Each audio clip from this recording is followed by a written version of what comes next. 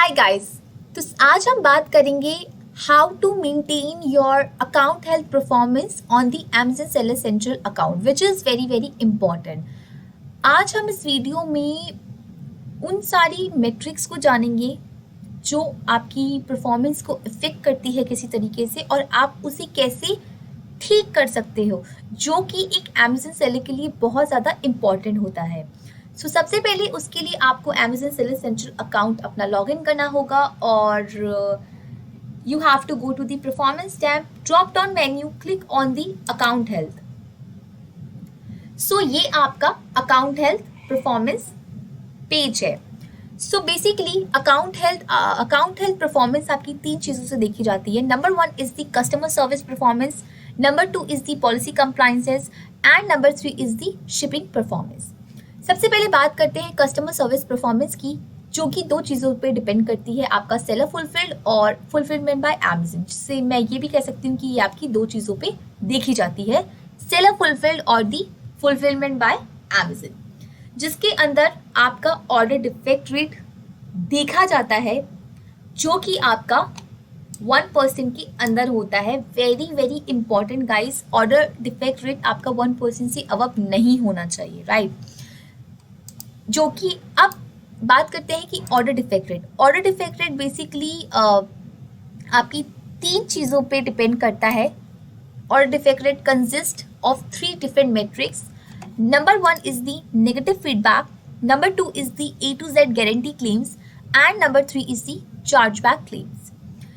Seller fulfilled और fulfilment by Amazon order defect rate आपका 60 days की पीरियड पे काउंट होता है।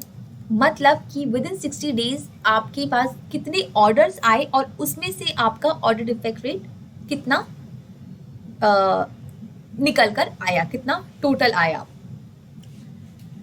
बेसिकली उसके लिए आपको ये तीनों चीज़ों को मेंटेन रखना होगा, इन तीनों चीज़ों को ध्यान देना होगा। Number 1 is the negative feedback. Negative feedback का मतलब होता है, negative feedback for example let's say कि अगर कोई कस्टमर आपसे कोई प्रोडक्ट परचेज करता है, लेट्स से कि आपसे किसी कस्टमर ने बॉटल को परचेज किया और किसी भी रीजंस की वजह से उसे वो बॉटल या उसे वो प्रोडक्ट पसंद नहीं आया, तो वो आपको फीडबैक देगा, रेटिंग्स देगा, जो कि आपकी नेगेटिव फीडबैक में भी काउंट होगी। अब नेगेटिव फीडबैक की रेटिंग्स किस तरीके से देखते हैं। बेसिकली नेगेटिव फीडबैक की रेटिंग ये होती है आपकी कस्टमर रिव्यूज। यहाँ पर आपका कस्टमर आपको रिव्यूज देके जाएगा और ये रेटिंग इस तरीके से होती है 1 स्टार रेटिंग, 2 स्टार रेटिंग, जो कि नेगेटिव फीडबैक में होता है। अगर किसी कस्टमर ने आपको 3 star rating the, it means वो न्यूट्रल में काउंट होगा। अगर कोई कस्टमर आपको 4 या 5 रेटिंग देके जाता है तो वो एक्सीलेंट और गुड में काउंट होगा। एज अ सेलर आपको ये देखना होगा कि आपका जो कस्टमर है आपको नेगेटिव फीडबैक रेटिंग नहीं दे के जाए, और अगर वो दे रहा है तो उसका रीज़न क्या है और आप उसे कैसे ठीक कर सकते हो, जिस वजह से आपका ऑर्डर डिफेक्ट रेट ज़्यादा नहीं जाएगा। Number 2 is the A to Z guarantee claims. A to Z guarantee claim is very very important. A to Z guarantee claims means let's say कि अगर किसी कस्टमर ने आपसे एज अ सेलर कोई product को परचेज किया और किसी भी रीजंस की वजह से उसे वो प्रोडक्ट पसंद नहीं आता है, तो वो उसको रिफंड या रिटर्न के लिए डालता है। हो सकता है कि आपका प्रोडक्ट डिफेक्टिव हो या डैमेज हो या कोई भी ऐसी कंडीशन हो सकती है जिससे वो रिटर्न और रिफंड के लिए डाल रहा है।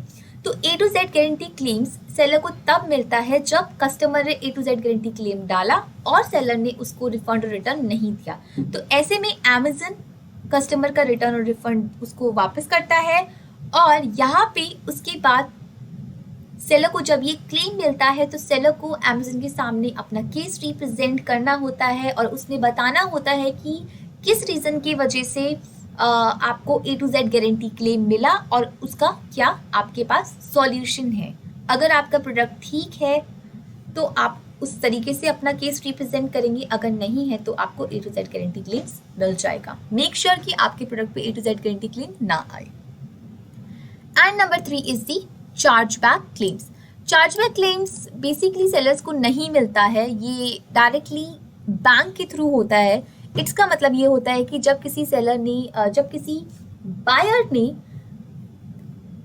चार्जबैक के लिए मतलब अपने रिफंड के लिए क्लेम डाला है तो वो डायरेक्टली बैंक से क्रेडिट या बैंक से रिलेटेड होगा।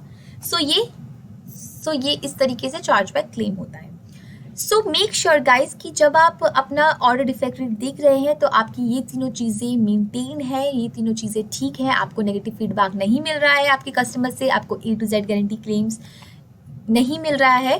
सो ये तीनों चीज़ों पे आपकी ऑर्डर डिफेक्ट रेट डिपेंड करेगा और जिसे हम विद इन 60 डेज के पीरियड में टोटल करते हैं, काउंट करते हैं, बोथ कंडीशन में, सेलर फुलफिल में भी और fulfillment by Amazon में. So I hope this is clear to everyone. Now let's talk about the policy compliances. Basically policy compliances में ये सारी चीज़ें देखी जाती हैं. Number 1 is the suspected intellectual property violations. Number 2 is the received intellectual property complaints. Number 3 is the product authenticity customer complaints. Number 4 is the product condition customer complaints. Number 5 is the food and the product safety issues. Number 6 is listing policy violations. Number 7 is restricted product policy violations. Number 8 is the customer product reviews policy violations. And number 9 other policy violations. So सबसे पहले बात करते हैं suspected intellectual property violations की। Suspected intellectual property violation इसका मतलब ये है कि अगर एज अ सेलर आपने किसी दूसरे सेलर की इंटेलेक्चुअल प्रॉपर्टी, अब इंटेलेक्चुअल प्रॉपर्टी क्या होती है? इंटेलेक्चुअल प्रॉपर्टी अगर आपने किसी दूसरे सेलर का ब्रांड से रिलेटेड कोई वायलेशंस किया है, आपने उसका लोगो या फिर ट्रेडमार्क को कॉपी करने की कोशिश की है तो वो आपका, और अमेज़न को इस चीज़ की खबर हो जाती है तो सस्पेक्शन में आपका वो चीज़ आ जाएगा, तो आपको वो मिल जाता है कि आपको सस्पेक्टेड इंटेलेक्चुअल प्रॉपर्टी वायलेशंस मिल जाता है। Number 2 is the received intellectual property complaints. Received intellectual property complaints means कि अगर आपने किसी दूसरे सेलर की इंटेलेक्चुअल प्रॉपर्टी, वो कुछ भी हो सकती है ब्रांड से रिलेटेड, और वो देख लेता है कि आपने उसे कॉपी किया है तो आपको दूसरे सेलर की तरफ से इंटेलेक्चुअल प्रॉपर्टी कंप्लेंट रिसीव होगा। सस्पेक्टेड इंटेलेक्चुअल प्रॉपर्टी वायलेशंस और रिसीव्ड इंटेलेक्चुअल प्रॉपर्टी कंप्लेंट्स में बेसिक डिफरेंस यही है कि यहाँ पर अमेज़न को सस्पेक्टेड है कि आपने किसी दूसरे सेलर की इंटेलेक्चुअल प्रॉपर्टी को वायलेट करने की कोशिश की है, और यहाँ पर रिसीव्ड में दूसरे सेलर को पता चल गया है कि आपने उसकी इंटेलेक्चुअल प्रॉपर्टी को कॉपी करने की कोशिश की है, तो वहाँ पे आपको वो कंप्लेंट डाल देगा। Number 3 is the product authenticity customer complaint.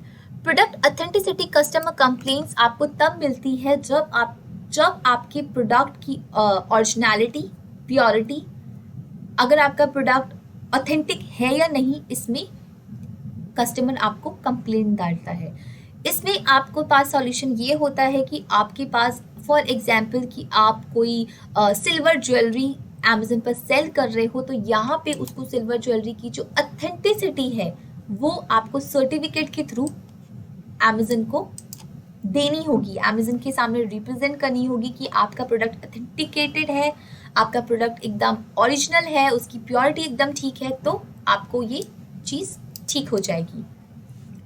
Number 4 is the product condition customer complaint. Basically product condition customer complaint Amazon पर एक सेलर को तब मिलता है जब या तो उसका प्रोडक्ट डिफेक्टिव है या डैमेज है या कोई भी उसमें एरर है या कुछ भी इशू एक कस्टमर को मिलता है, तो वो प्रोडक्ट कंडीशन कस्टमर कंप्लेंट को डाल देता है। इसमें आपको अपने प्रोडक्ट्स को देखना होगा कि आपका प्रोडक्ट डैमेज ना हो, डिफेक्टिव ना हो, या इस तरीके से कोई भी उसमें इश्यूज ना हो, अदरवाइज आपको प्रोडक्ट कंडीशन कस्टमर कंप्लेंट मिल जाएगा। Number 5 is food and product safety issue. Food and product safety issue नाम से पता लग रहा है ये फूड रिलेटेड कैटेगरीज में ही आपको मिलता है। फॉर एग्जांपल कि आपने कोई फूड रिलेटेड आइटम अपने डिलीवर किया है किसी कस्टमर को, और उसमें कोई भी इशू आ जाते हैं फूड से रिलेटेड, तो आपको यहाँ पे अपनी फूड से रिलेटेड आइटम्स की जो सर्टिफिकेट हैं, जो उसके डॉक्यूमेंट्स हैं, रिक्वायर्ड डॉक्यूमेंट्स, वो आपको सबमिट करने होंगे। फॉर एग्जांपल अगर आप किसी ग्रॉसरी प्रोडक्ट को सेल कर रहे हो तो आपको FSSAI licence, food declaration certificate आपको वो सबमिट करना होगा अमेजन पे के पास। Number 6 is listing policy violation. Listing policy violation बहुत ही कॉमन होता है। इसमें अगर आपने किसी दूसरे सेलर की लिस्टिंग को मैप करने की कोशिश की है, मतलब आपने किसी दूसरे सेलर की लिस्टिंग को मैप किया है और उसको पता चल जाता है, तो वो आपके लिस्टिंग पॉलिसी वॉल्यूशंस में आ जाएगा। लिस्टिंग पॉलिसी वॉल्यूशन में बेसिकली आपका टाइटल, आपकी इमेजेस, वीडियोस या फिर आपकी product specification, product description, bullet point, ये सारी चीज़ें आपकी आ जाती हैं। Number 7, restricted product policy violation. Restricted product policy violation means, as we all know that Amazon पे कुछ ऐसी कैटेगरी हैं जो रिस्ट्रिक्टेड कैटेगरीज में आती हैं, और अगर आप उन रिस्ट्रिक्टेड कैटेगरीज के अंडर अपने प्रोडक्ट्स को सेल करना चाहते हो तो आपको कुछ डॉक्यूमेंट्स को सबमिट करना होता है। फॉर एग्जाम्पल कि लेट्स से कि आपको फूड एंड ग्रॉसरी या फिर हेल्थ एंड मेडिसिन कैटेगरी में आयुर्वेदिक प्रोडक्ट को सेल करना है अमेजन पे। तो अगर आप आयुर्वेदिक प्रोडक्ट सेल कर रहे हो, आयुर्वेदिक प्रोडक्ट रिस्ट्रिक्टेड कैटेगरीज में आते हैं जो कि बहुत सेंसिटिव है। अगर आप उन प्रोडक्ट्स को अमेजन पे सेल कर रहे हो तो आपको आयुष ड्रग लाइसेंस को सबमिट करना पड़ेगा, विच इज़ वेरी इंपॉर्टेंट। सो इसी तरीके से अगर आप रिस्ट्रिक्टेड प्रोडक्ट्स को सेल कर रहे हो तो मेक श्योर कि आप कोई भी उससे रिलेटेड पॉलिसी को वायलेट ना करें, अदरवाइज आपको यहाँ पे अमेजन की तरफ से नोटिफिकेशन आ जाएगा और आपको अपने डॉक्यूमेंट्स फिर से सबमिट करने पड़ेंगे उसकी ऑथेंटिकेशन पे। Number 8 is customer product reviews policy violation. Customer product reviews policy violation बहुत इंपॉर्टेंट होता है। फॉर एग्जाम्पल इसमें दो चीज़ें देखी जाती हैं। नंबर 1 इज, आप अगर किसी कस्टमर को बार बार परेशान कर रहे हो कॉल करके या किसी भी मीडियम के थ्रू कि वो आपके प्रोडक्ट पे, आपके प्रोडक्ट पर अच्छे रिव्यूज़ डाले और कस्टमर नहीं चाहता उस आपके प्रोडक्ट्स को कोई भी रिव्यू देना, तो वो आपको customer product review policy violations में आ जाएगा। वो कंप्लेन कर सकता है कि दिस सेलर मुझे बहुत परेशान कर रहा है, मुझे रिव्यूज़ नहीं देना, तब भी वो मुझसे रिव्यूज़ मांग रहा है। तो मेक श्योर कि आप ये चीज़ें ना करें अमेजन पर। आप नॉर्मली बोल सकते हैं कि आपको रिव्यू दे, अगर वो नहीं देता it's totally up to them. Number 2, अगर आप किसी कस्टमर या किसी फेक कस्टमर के फेक रिव्यूज़ डलवाते हो तो वो customer product reviews policy violation में आ जाएगा। सो मेक श्योर आप ये सारी चीज़ें नहीं कर रहे हो। Number 9 is other policy violation. Other policy violations में अमेजन की कोई भी पॉलिसीज आ सकती है। अगर आप उसे वॉयलेट करने की कोशिश करते हो तो वो आपका अदर पॉलिसी वॉल्यूशंस में आ जाएगा। मेक श्योर कि आप ये चीज़ें ना करें। अमेजन की गाइडलाइन ज़रूर फॉलो करें जब आप अमेजन पर अपने अकाउंट को सेट कर रहे हैं या फिर अपने प्रोडक्ट्स को सेल कर रहे हैं, बिकॉज अमेजन अपनी पॉलिसीज़ को लेके, अपनी गाइडलाइंस को लेके बहुत ही ज़्यादा स्ट्रिक्ट है एंड वो मेक श्योर करता है कि उसकी कस्टमर्स को कोई भी प्रॉब्लम ना हो, और इसलिए आपको भी ये चीज़ मेक श्योर करना पड़ेगा कि आपके कस्टमर्स को कोई प्रॉब्लम ना हो और उनको अच्छे प्रोडक्ट्स ही आपकी तरफ से मिले। Number 3 is the shipping performance, which is very very important. Basically shipping performance आपकी 3 चीज़ों पर डिपेंड करती है। Number 1 is the late dispatch rate, number 2 is the pre fulfillment cancellation rate and number 3 is the valid tracking rate.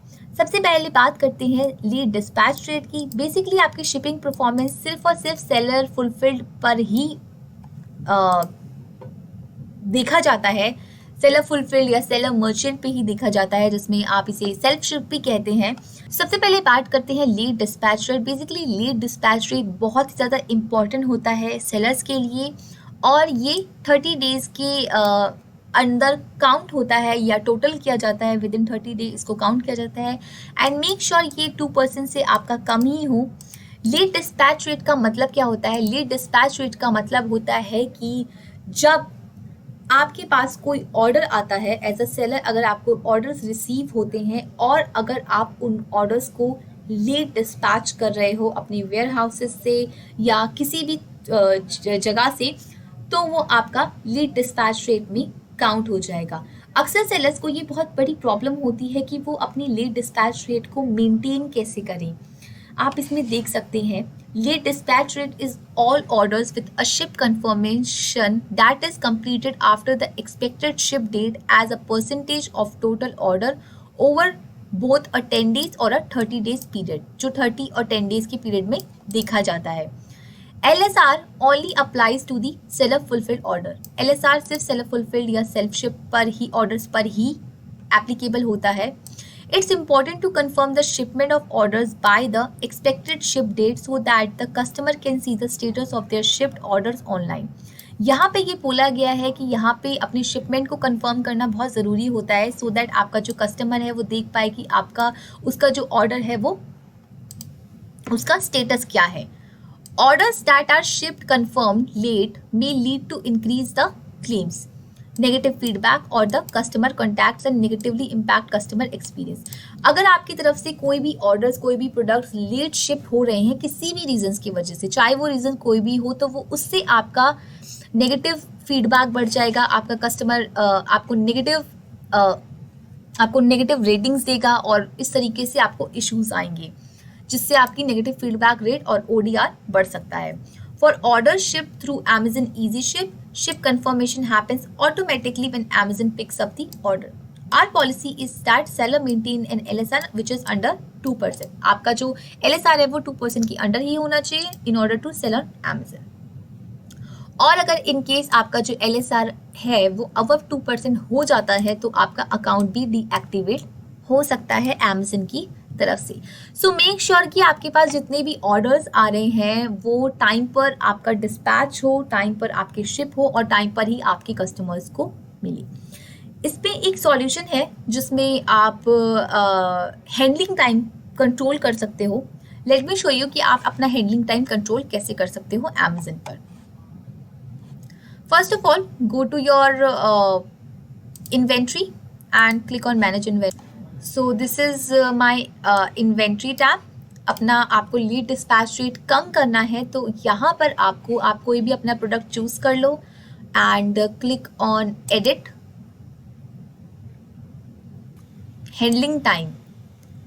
यहाँ पर आप अपना handling time अपने अकॉर्डिंग कर सकते हो। ये बहुत ही अच्छा एक तरीका होता है सेलर्स के लिए। हैंडलिंग टाइम का मतलब होता है this is the time in which you will be able to ship the product after you get an order. The default value is 1 और 2। Use this field if your handling time is greater than 2 business days। For example, आप handling time तब कर सकते हो for examples कि कोई festive seasons हैं या आपके पास बहुत ही ज़्यादा ऑर्डर्स आ रहे हैं और आप उसे कंट्रोल नहीं कर पा रहे हो, तो आप अपने प्रोडक्ट्स पे हैंडलिंग टाइम लगा सकते हो। आप अपने अकॉर्डिंग लगा सकते हो कि विद इन 2 और 3 डेज और 4 डेज में आप अपनी इस तरीके से इसको कंट्रोल कर सकते हो डिफ़ॉल्ट पे लाकर। So I hope this is clear. So इस तरीके से आप अपना लेट डिस्पैच रेट कंट्रोल कर सकते हो। आई होप कि जो भी इंफॉर्मेशन मैं आपको प्रोवाइड कर रही हूँ वो आपके लिए यूज़फुल हो। अगर आपको ये सारी चीज़ें समझ में आ रही हैं और आप इसको एप्लीकेबल करना चाहते हो तो आप हमसे एक पूरा कोर्स भी परचेज कर सकते हो, आप फ्री ट्रेनिंग्स ले सकते हो। आप हमारी वेबसाइट www.ecommerceguru.com पे जाकर हमारे कोर्सेज को चेक कर सकते हो। आप पूरा अमेज़न हमसे सीख सकते हो और कोई भी सर्विसेज हमारी हमसे ले सकते हो। और ज़्यादा से ज़्यादा इस वीडियो को गाइस शेयर करो ताकि आप जैसे सभी सेलर्स इस इंफॉर्मेशन को ईजिली देख पाए और समझ पाए और आगे शेयर कर पाए।